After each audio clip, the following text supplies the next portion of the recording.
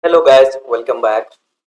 In this video, we will see how to configure AWS LI. We need to configure AWS on our local system so that we can access the resources of our AWS using the command line. We can also create, delete, update, and perform other operations on our AWS account using the command line interface. So for this purpose, we need to configure AWS on our local system. Let's see how we can configure AWS. Configure AWS, we need to give access key and secret access key.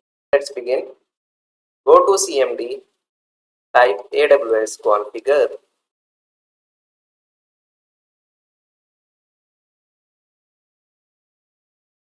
You can see that it is asking AWS access key ID. I will copy this AWS access key ID, and now it is asking AWS secret access key.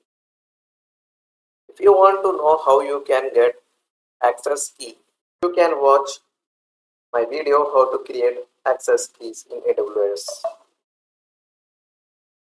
Default region I am keeping none, and default output I am writing JSON. Like this, we can configure AWS in our local system. Hope you like this video. Thanks for watching.